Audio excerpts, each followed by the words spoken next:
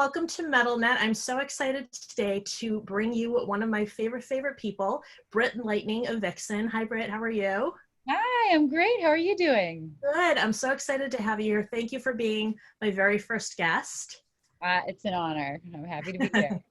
So I'm going to literally ask you all kinds of things because I'm a huge fan of Vixen.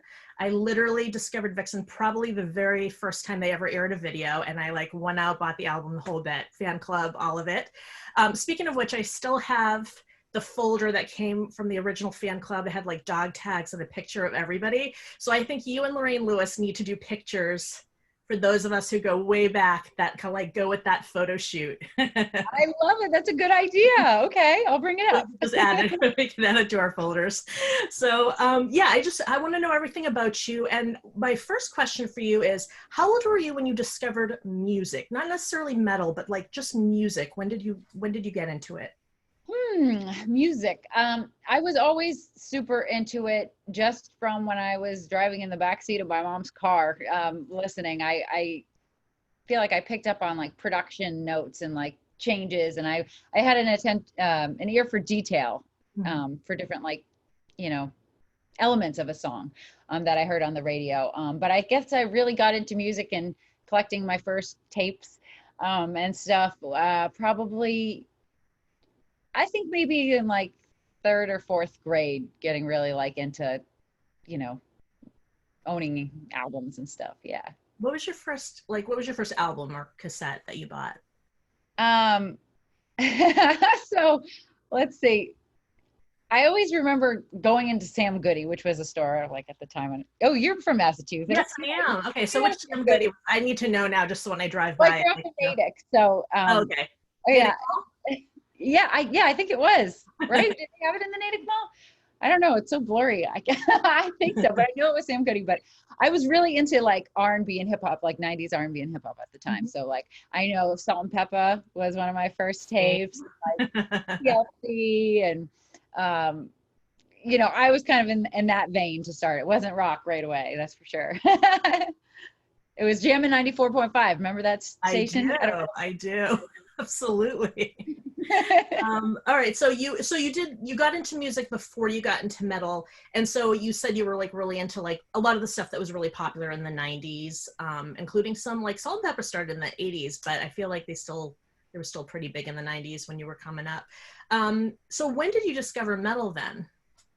So it wasn't until, I played the flute in band in school, starting in fourth grade up through middle school. And then I joined like every ensemble I could, wind ensemble, jazz ensemble, all these things. I just loved playing and working hard at an instrument. It was really fun for me. It was a passion. And then I was 15. It was the summer before high school started, and we moved to a new town. And so there were a lot of changes. And then I heard Eruption for the first time, and it just, I never really listened to a lot of rock. I listened to grunge and stuff that was popular at the time, but it never really grabbed me. I liked Korn and stuff like that, but it never made me want to be in a band.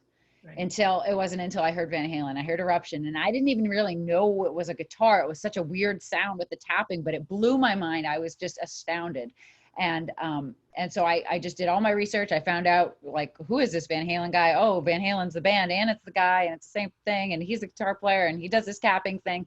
And so I just made up my mind that day that I was going to learn to play that somehow. And I not necessarily be in a band or anything. Just I'm going to learn to play that just for fun. And so that's when I decided I needed to turn the flute in for the guitar, because can't play Eruptions so well on the flute. I mean, maybe, that'd be cool to try. I should try that. I could still play the flute. But yeah, so that was the turning point into rock and roll. Started with Van Halen, getting all the Van Halen records. And then from there I got into a lot of like other 80s bands, and I was super into hair bands, and I was really into Metallica a lot too. So for you, it was definitely guitar. Like you heard that and you're like, that's what I want to do. You like didn't debate other instruments. No, never occurred to me I didn't do any research on bass, drums, nothing. I just knew, like I said, I didn't even really necessarily want to be in a band. I didn't think it through. I just knew right then and there, like, well, I have to learn to play that. That's just so cool. I have to like, almost like a party trick or something. Like I'd love to just get up at a barbecue and play Eruption and then be done, go about my life. I don't know. That's awesome. Do you remember what kind of guitar, like your first guitar, what was it? Oh, sure. Yeah. Well, so I borrowed one from a teacher at school. He wasn't my guitar teacher per se, but he was he taught Latin and stuff, and he kept his classroom open for people to jam after school because we didn't have a music program or arts or anything because I was at a Catholic private high school, which now they have a lot of great stuff, amazing programs. I went back last October actually and visited, and their facilities are just amazing. So I'm happy for them. But at the time, yeah, we didn't have that. So so he let me borrow his guitar. And then when I bought my first guitar, I told my dad I was, I really needed to get one. And he saw that I was practicing and stuff. So he was like, okay, I'll support that. I'll take you to buy your first guitar. So we went to, remember Mars Music? I do. Mars Music Store. And he thought I was going to be playing acoustic. I don't know why. I listened to Metallica. Like, I don't know why he expected me to have an acoustic. And so when I found him in the store, I was like, okay, here it is. And he's like, okay, that's a guitar, but what's that thing? And I was like, it's an amp. And he was like, what do you mean an amp? What are we getting into here? He was like, I thought you were going to be just strumming along, some country chords. I'm like, no, you like Hank Williams. I like Metallica. So anyways, it was a purple Ibanez S series. It was purple sparkles, and I still have it. And I used to bring it around to guitar clinics, like when Daddy's Junkie Music or something would have like a, Zach Wilde would do a clinic. I was like the dorky little girl with my little guitar standing in line. Can you sign this? And yeah, so I still have it, and it's signed by some of my favorites. That's amazing. So you said initially you weren't planning on being in a band. So how did you get from there to being in this like all female Boston based band? And was that your first band that you were in? Yeah. So I started off realizing that, playing guitar, it's more fun when you're jamming with people instead of just sitting in your room by yourself and, rocking out. And so I just started getting really into, the idea of wanting to have a band. And so I had my first band. My sister played the drums. She's 2 years younger than me. And then just some other kids from high school. My parents were so cool. We turned our living room into a jam room. And so we borrowed a drum kit from a family friend, and the kids would come over to my house, and because my parents were okay with it, and we would crank it up, and we would just, do really bad covers at the time. Not really bad. I mean, it was just our first try at playing together with instruments and stuff. And then my high school started a coffee house thing where like once a month, I think it was, we after school in the evening at like 8:00 or something, we would take over the cafeteria and make a little stage, and we would have our high school bands play. And so that was really fun. So that was my first time playing out, I guess, kind of. And then from there I was in a music store testing out amps, and the store manager was in a band, and they had just lost their lead guitar player, and he heard me playing and was like, he heard me playing Metallica, and they were like a kind of Metallica influenced band. And he was like, do you want to be our new guitar player? And I was like, still in high school, and he was older, and they had gigs like in bars. And I was like, so wait, even if I'm underage, will that work? And he's like, yeah, we'll make it work. And so that was my first time playing in bars and clubs and stuff, and doing my first little mini tour and stuff. And I think I was 16 or yeah. I don't think I was 17. I think it was 16 or 17. Anyways, then from there, playing out, I met this drummer, Hillary, who now plays in the Judas Priestesses. But she was she was the drummer for Jaded. And so we started working together, and we formed Jaded. And then I really realized I loved working with girls, and kind of the whole idea of like a girl gang. And, I loved the movie Grease, like the Pink Ladies. I just felt like we had this cool thing going on, and I've always loved working with women. It's always been fun. It's always less drama than working with men. People think, oh, get a bunch of girls together, that sounds like drama. No, the guys bring the drama. The girls are always cool. Yeah, it always bums me out when people say that. But you're actually the only person I could think of that has been in 2 all-girl bands. that like recorded and, you know, the whole bit. So I think Yeah. that's really cool. I'm glad to hear that because you always hear that. It's just Yeah. like over and over again. It's just repeated. So you guys made 2 albums when you guys were together. And are those albums still available? They are. I have a bunch. I have them hoarded. No, I have some, but I know. We need to put them up on Spotify or something like that. Should. I found your Facebook page, so I know that still like exists. Oh, really? It does? Yeah. You Oh my didn't know? God, that's news to me. I'm gonna have to check that out after this. I joined it. Oh, that's awesome. Okay. All right. So actually, want to ask you a few other stories before we get to Vixen. I've heard some really cool stories about your career, and one of them was about your Lady Gaga audition, which I think is amazing. I would love for you to tell that story because I think it's so impressive that this was your first audition, like your first big audition ever. So I would love for you to share that story because it's like a really fun one. Yeah. So, yeah, having your own band, not making a lot of money, trying to just, make it or whatever, without much help, with Jaded, that was hard. And so, we had trouble keeping our singers. So like we had problems with our last singer, and then it was like, okay, I can't believe we have to go through finding another singer again. I don't think I can do this anymore. I was just kind of like done with it. And a friend of mine who was a guitar tech said, you know what, you should really just look into, playing for a band, like being hired to be the guitar player. And that never even occurred to me. I was like, that's a thing. Like, because I was always this very band mentality, like it's a gang and it's your group and it's like family and you just do it all together. But he said, yeah, Lady Gaga is actually holding an open audition in New York City. You should just go down. And like he told me this, and then I looked it up, and it was the next day. So, and I was actually traveling. I was actually in LA.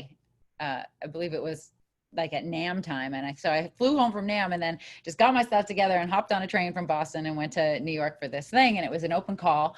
And I really didn't even know that many of her songs. I mean, she had just come out with Paparazzi.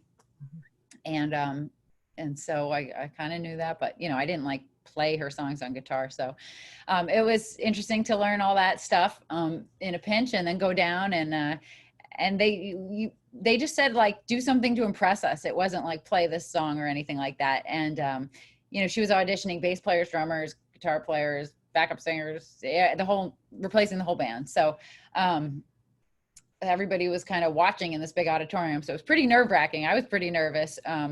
But I also feel like the younger you are, like the less you know, and so the less you care about things. So, you put less thought into it. So I just got up and did it, and it was fine. And then I got the call back, and then the next call back, and then the next one. And she wasn't there for those in the beginning.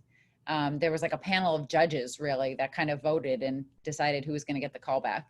And then, so I thought it almost looked like a punked weird, like game show thing. Like it was a joke or something. Cause it was, I don't know. I didn't know what to expect. I mean, like I said, it was my first audition, but, yeah, then the second half of the auditions happened on a sound stage, and she was there, and yeah, it was it was fun. I got the call back again and again, and she wanted me to, like, she was like asking me if I'd be cool wearing kitchen appliances and stuff on stage, or if I'd shave my head and stuff like that. If I got the gig, I'd have to shave my head, or if I really wanted it, I would shave my head. And so that was kind of crazy, and that stressed me out, and I didn't really know how to handle that. Was your answer yes? Was it like I said yes, but I was like, that's not going to be a good luck. Nobody wants to see that. But yeah, so but anyways, it came down to me and one other person, and I ended up not getting it. But and then I had the typical breakdown, like, oh my God, I suck, and that's the end of it. That was my one shot at doing music, and I blew it. Now I'm gonna be a janitor or something. And so, anyways, but from that, of course, that didn't happen. It opened more doors, and that I really didn't do many auditions after that. I mean, everything just kind of came from that one thing. And I got a gig playing for Alejandro Sanz, an amazing Spanish artist, and that came from that audition just a couple months later. Was it like one of the judges, or just somebody that saw you? No, it was actually a bass player that was auditioning. Oh, cool. Yeah. See, I think that's mind blowing that literally you didn't even know about this. And then somebody mentioned it to you. And like the next day you're auditioning and you came in second. That's phenomenal. Yeah, actually thinking about it, yeah, I gave myself a real hard time about not getting it, but it's true. It was a lot to try to cram and figure out, especially when you're not familiar with, I was not into that pop music at the time at all. So yeah, but it was. And then from that you went to Alejandro Sanz. And then was Rachel Platten after that? Yes, yeah. Okay, so And that came from the Gaga audition too. It really? all circled back from a different participant that was auditioning. Yeah. Awesome. So were you her touring musician, or like for Alejandro and Rachel, were you like a touring musician, went on tour with them, or did you also play on albums, or like what was the relationship there? Yeah, no, it was for the tours. Yep. Rachel had written Fight Song, and then I did the promo tour for that. So we played that on like Good Morning America and America's Got Talent and all these cool shows, TV shows, radio shows. So that was so fun, like Teen Choice Awards and stuff. And yeah, but she had pre-written that and recorded it with some studio musicians ahead of time. And then with Alejandro, yeah, I was hired to do the tour, and we did record a live album though. Oh, cool. That is out on. You guys look like you had amazing chemistry. I saw some of the clips on your website that you have on tour with him. You guys look like you have phenomenal chemistry, and that he really interacts like with the guitar player. It's not like, some He's amazing. Like some pop stars like just hire people and like hide them in the back, but it was really fun to watch that. Thanks. Yeah, those are some of the best times ever. He's a really unique, genuine, amazing person. So that was one of the highlights of my life, to be able to work with him. Oh, that's amazing. So COVID aside, do you still take on like touring gigs like that, or are you more like focused on Vixen now? I find it personally challenging to keep a schedule with multiple bands, because, every band that you're in wants you to have an open schedule so you're available, and so the band doesn't miss out on an opportunity. So, I try to keep my schedule really open for Vixen in case a tour comes up or festivals and stuff. So having to juggle multiple bands of that level is stressful to me, and I feel like it can strain relationships. So I'm not a big fan of being in multiple bands personally, whereas like I just kind of represent myself and have to figure out the scheduling and all that stuff on my own. So but I don't know, I mean, maybe if the right opportunity came up.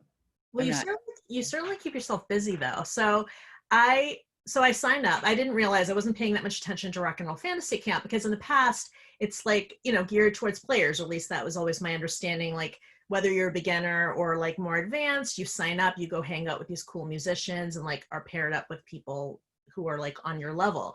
And so it always seemed like a cool thing to do, but like didn't feel like it was a right fit for me. And so this year it was different, that you guys all, or I say you guys because you are very much a part of it, even during COVID. I signed up for an event, and I wasn't sure, how it is with metal, like there's either going to be a ton of girls and a token guy or two, or like you're in the ladies' room by yourself with 50 empty stalls because like you're literally one of 3 girls there. So I go into this Eddie Trunk thing, and I'm like, am I going to be the only girl? Like, I don't even know. I know he has female fans, but I don't know. And then I see this super pretty girl, and I'm like, oh, there's another girl here. And I was like, wait a second, that's Britt Lightning. And then I realized that you were actually like the sort of host / moderator of it. And then I went to another one, and there you were again. So it turns out you have this cool side gig, the side hustle. So tell me about how that came to be with Rock and Roll Fantasy Camp.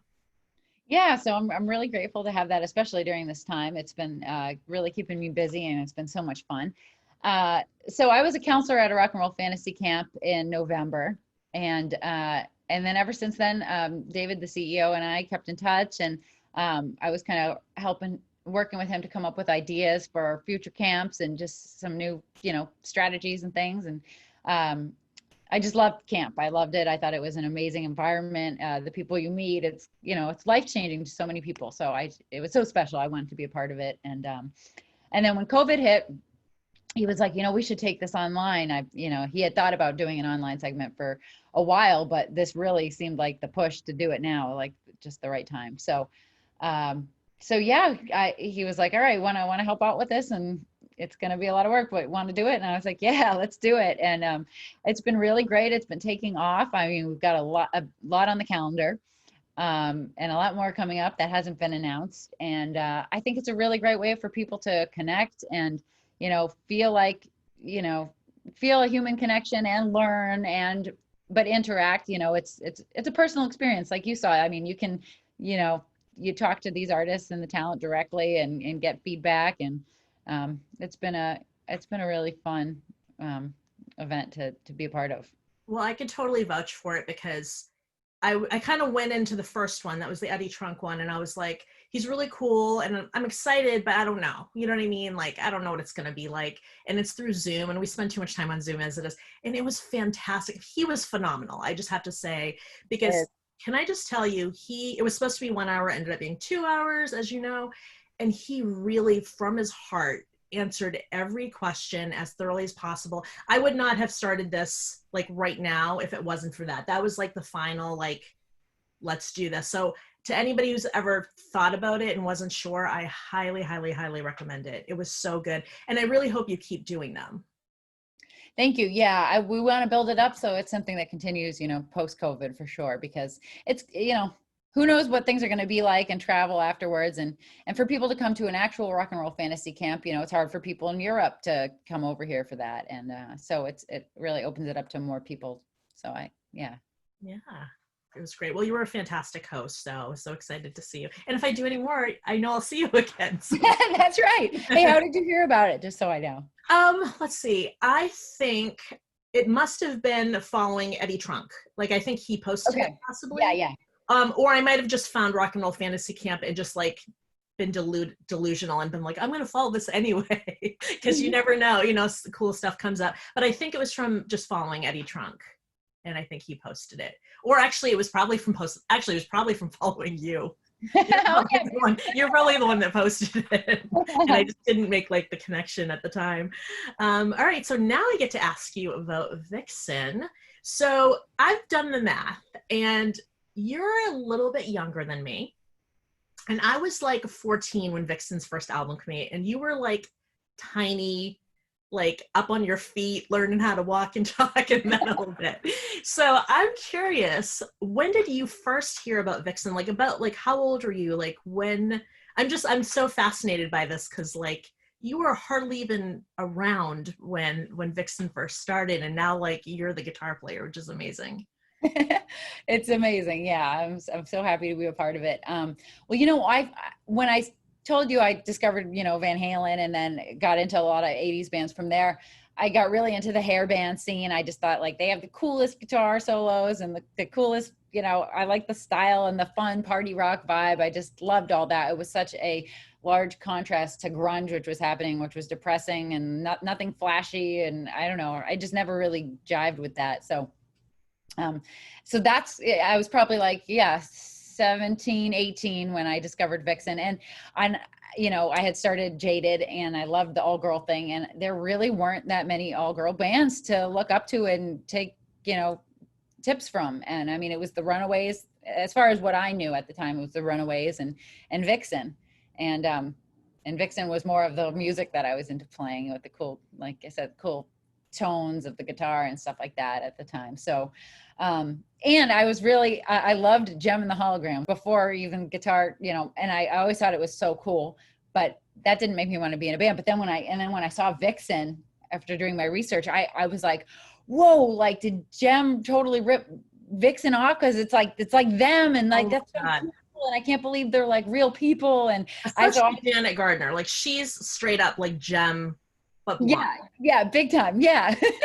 I almost put my Gem behind me today, and then I was like, no, don't do that. Don't be that. Oh, cool. I almost said I met Samantha Newark and the writer, and they autographed it. And so like, now I wish I had put it up because you would have been so excited to see it. Oh my God, I would. That is so cool.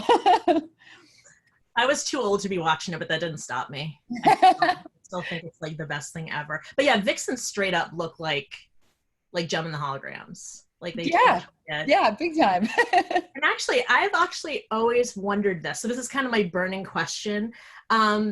So first of all, you fit into Vixen. So like, I can't believe you've only been a Vixen for like 2 to 3 years, right? It's been like, you joined like a couple-ish years ago. Yeah. At least 3 years. Yeah. At least 3 years. Yeah. And it's like, but I feel like you've been in Vixen forever. Like you so fit. Like you don't feel like, like if somebody who's been listening to Vixen for like literally 32 years, it's not like, oh, she's the new girl. And like, you know what I mean? It's like you are part of Vixen, which I think is so amazing. And you have your own style. And actually that's one thing I love about glam, and I make no apologies for it. I think, I was into glam and then this grunge thing came, and it took me forever to like appreciate those bands. And I really do appreciate some of them. But yeah, it was definitely that disgruntled metalhead. It was like, who are you and why did you make my music go away? And one of the things that's like the coolest about it is like the fantasy and the scape and the clothes and everything. And sometimes when I see you, I'm reminded of Jan's style a little, but when I really think about the way Jan dressed and the way you dress, you both really have distinct styles, but there's something about your style that like almost reminds me of Jan just a little bit. And I don't know, am I imagining that, or like, is there something to it? No, that's cool. I don't know.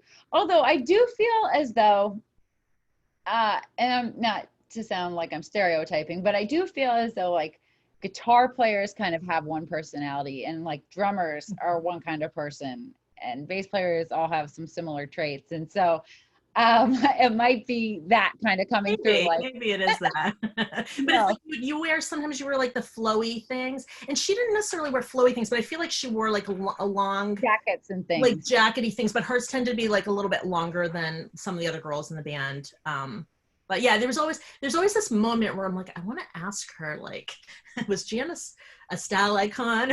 Because all four of them were for me, like literally, like straight up, the four of them were, Yeah, it's true. But well, I don't think it was conscious, but maybe subconsciously. But I always thought Jan's style was so cool. Like I always thought she was just awesome, and like the hair and it just she always stood out. Yeah. She's the one person I will admit to like straight up ripping off, because she had the raccoon thing. You do. Yeah. I totally had that too. I love that. Blonde, the dark one, and I had black hair with the blonde one for years. Yes, and and Jaded, I had I had a tiger stripe flying V that I always loved to play, and I love tigers, my favorite animal, and so I always had a strip of like those fake like clip-in hair extensions. Yes. It was like a yellow one that I had tiger striped. Nice. That's kind of Janish, I guess, as well. So yeah. So were there like, I think you fit in beautifully, and I imagine you feel the same way, but what were the challenges when you joined Vixen? Because they had been around for a really long time. And what were the challenges sort of as the new person coming into this band that had been playing together for years? Yeah, well, it's always scary jumping into a situation where you have to fill someone's shoes.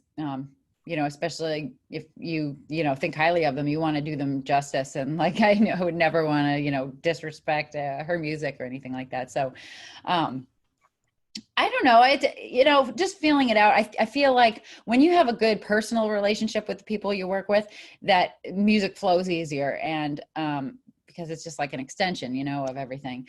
And of communication, and the fact that I get along so great with everybody in the band, and they're all like sisters to me. I feel like that just made everything easy. Like it could have been hard if they weren't so accepting and inviting, and they're great communicators. So that goes a long way to make somebody new to a situation feel comfortable and at ease and able to, play the way you want to. Sometimes you want to play a certain way, but nerves or anxiety can prevent that from coming out the way that you expect it to, so so I credit them with making it an easy transition for me, and the fans have been amazing.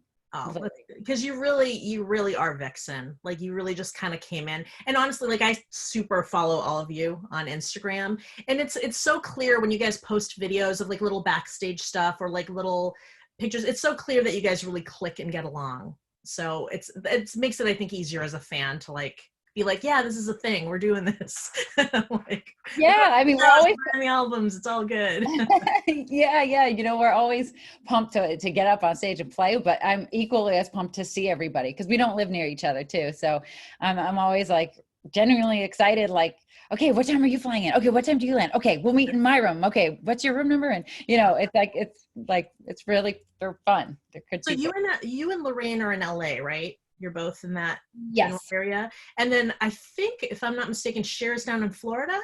Correct. Yep. Where's Roxy? Because I always assumed that she was like right near you Detroit. guys. I'm sorry? Detroit. Oh, and that's where she's from, right? That's where she was like born and raised. Yeah. For her, I didn't know that. Yeah, I just kind of assumed you guys, like everyone's in LA. Except I happen to know, again, because I super stalk all of you. No, I don't stalk you, but I follow up. But So I mean, know what you're doing. they did all live in LA at one point. Oh. And yeah. Yeah, and then everybody kind of did their thing. Yeah.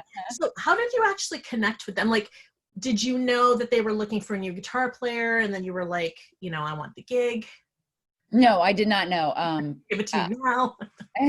No. I mean, I would have if I had known, but no. No, you know what? Their manager saw me play in a club, and then also I think I had been recommended by a couple other people that knew they were looking, but it wasn't really public knowledge. Okay. So it was like another word of mouth thing where like people just knew. Yeah, exactly. Just felt like it was like a good fit. And then did you guys just meet? Did they like have you come in and like just hang out with them? Like, how did you figure out that how did they figure out you were going to be the person? Yeah. So we had, a phone conversation, preliminary, just chats with every member of the band. And then, once we passed the test of, okay, she's not psycho, okay, she's not crazy. Yeah. So then I came down and I went down to Florida and I auditioned. I met Roxy and Cher down in Florida, and Janet wasn't there, and we just played through the songs, and also at that time Tyson was auditioning with me as well, who was playing keyboards for us. Oh, cool. That's and awesome. so that's how it went down. Yeah, you're their person. So speaking of new people to the band, when we heard that Janet was leaving, I was crushed because I was like, they finally got back together. And the metal god smiled on me because I actually lived in LA for 2 years also, a couple years back. And it just so happened that I lived there during two things. One was that big hair metal show, so I got to see Vixen play then. And another was a show that Vixen, before you joined the band, did with Femme Fatale. So here I am, like, beside myself. I'm finally going to see Vixen, because even though I'm a huge fan, I somehow never managed to be able to see them play. And so here I am, I see Vixen. Then I find out Femme Fatale is playing, another band that I totally loved. And then I get there and Athena is the drummer, and I had always read about her, like here and there, just like, like her name would just be thrown into some little column somewhere in some part of a magazine. And I was always curious about her, but didn't really know who she was until she was on that show. So anyway, I'm like so happy. I'm like, we have Vixen back together. We have Femme Fatale, all female, with Athena, like I'm in heaven. And then Janet's like, I'm going to go do a solo thing. And I was like, I'm so happy she's doing a solo thing, but I'm so crushed that she's leaving Vixen. I could not for the life of me think of who could possibly replace Janet in the band. And when I found out it was Lorraine Lewis, I was shocked, because I never would have thought to pick Lorraine. And then I was kind of bummed because I was like, oh my God, what does that mean for Femme Fatale? Like, we finally got Femme Fatale back. And so now we went from 2 bands to one, but I'm so excited because, like you, I feel like, not that the band needed energy because the band was amazing, but like, I feel like the two of you just kind of came in and like, you're like, Vixen, we're doing this, and you like post all the time. And like, I feel like you guys are on tour and you are making an album, even though we're all kind of at home doing whatever. But how did that come about? Like, how did you guys decide that Lorraine was going to be the person to be the new singer of Vixen? Well, ironically, Janet had a little health scare. Everything's fine, but she needed a fill-in for a gig, and so the girls called Lorraine, because they had both worked with her in different capacities in different bands in LA. So Cher had a side project with her, Roxy had a side project with her. So they already knew her and worked with her, knew she was a cool person, and knew that she had the pipes to, pull off the job. Mm-hmm. So she just flew in. I don't think we rehearsed with her or anything. She just popped in, did the gig like amazingly, which was just so impressive, just walking into a situation like that. And nailed it. And that was that. And I didn't know her that well. I just thought she was awesome. And then, yeah, when it came time to find a replacement for Janet, Lorraine was like the number one person that it was. You already had a gig. Wait, she already knows half the songs. We've already been on stage with her and rocked half the set out, so, and luckily she was into it. And what's so cool is that we do get to play Femme Fatale songs too. So it's kind of like the best of both. So I have that to look forward to as well. Yeah, you do. So you'll hear all your favorite hits from Femme Fatale too. I'm super excited about that. Like you totally made my day 10 times over. Um, so Lorraine, I had put something up, and Lorraine mentioned something about new music from Vixen. So I know obviously there's a lot going on, a lot of things are on hold, but where are you guys with the new music for the next album? Yeah, so pre-COVID, we had gotten together about 3 times and just jammed and just kind of no plans, just whatever comes out, let's just jam and see what happens. And we got some really cool demos from that we are turning into songs. And then also we've been just throwing around some new ideas during this COVID time. Came up with a really cool ballad the other day. Lorraine wrote some killer lyrics and working on this other new rock, up-tempo rock tune. And so we don't have, we need to set a recording date. We haven't set that yet just because nobody wants to fly and we don't want to do it remotely, honestly. It's you know, there's something about being in a room together and playing live and getting that feel down and, you know, that old school way is, and it's fun. It's fun doing it together and feeding off each other's energy in a room together and not just sending in tracks seems just so sterile and not cohesive. So, I mean, I know people do it and it come out great, but I think we're going to wait till we can get together in person to just, you know, bang it out. Wait a minute, but we're going to get something really amazing. Yeah, you absolutely are. Yeah, it's coming. It's coming. I'm excited for it. I'm really digging what we've been coming up with. That's awesome. And I mean, I almost hesitate to ask this question because I can't imagine you really know the answer, but when will shows resume for Vixen? Are you guys going to wait till the album is together and out and then support it with the tour when everything is really safe? Or do you imagine yourself doing, like, let's say if a Monsters of Rock tour can happen, I'm sorry, like a cruise can happen safely before the album's out? I feel like you guys usually are a part of that.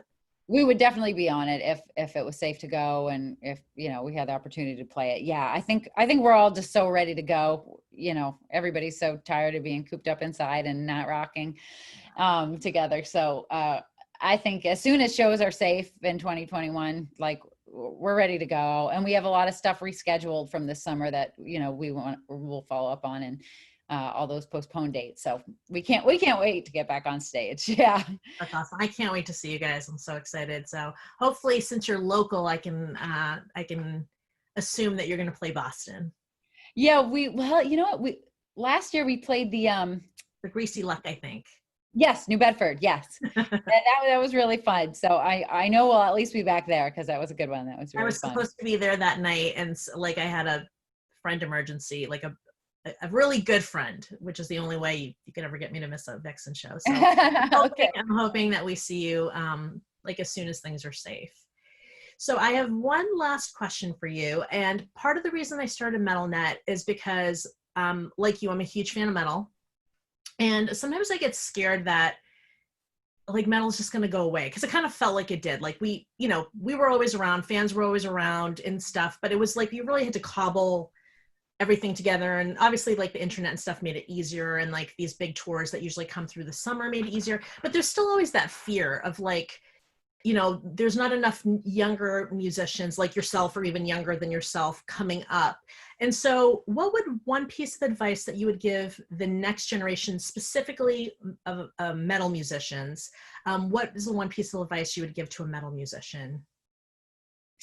As far as like career advice or life advice or career advice, in terms of like, I want to be in a metal band and I know it's going to be hard because that's not the way the tide is right now. Yeah, just do it anyways. Whatever makes you happy, whatever, if you love the music you're making, trends don't matter. I mean, trends are formed because somebody did something different and then it got traction along the way. You know, I think making current music of today to fit in, you're already behind the 8 ball because it's already popular. So you're already, you know, behind and nothing good ever happened from just, you know, not taking a step forward and not innovating and not putting new creative ideas out there. That's how we got a man on the moon. Like somebody just did something that other people thought was absolutely insane. So, you know, making whatever music you want to make, whether it's popular or not, you know, and that can make you stand out even more too. So go against the grain. But most importantly, if you're passionate about it, you have to do it, or else you won't be happy. I mean, if you're passionate about metal, but a record exec says you got to make a pop record, you're going to hate it. You're not going to have fun with it. And I mean, maybe you'll be commercially successful and make money, but if you're not happy inside, what's the point? Money doesn't make you happy either, right? So it's inner peace and passion and loving what you do. So that I personally think makes a difference in someone's life and living a happy life. So do it. Just go for it. More metal. Yay. The next generation. Well, thank you so much for joining me, for answering all of my nerdy questions, and just for being so amazing. And thank you for being my very first guest. I'm so thrilled to be your first guest, and I wish you much success with all of this. And it was a pleasure speaking with you. And I love your happy, beautiful smile. And this has been a fun interview. So thank you.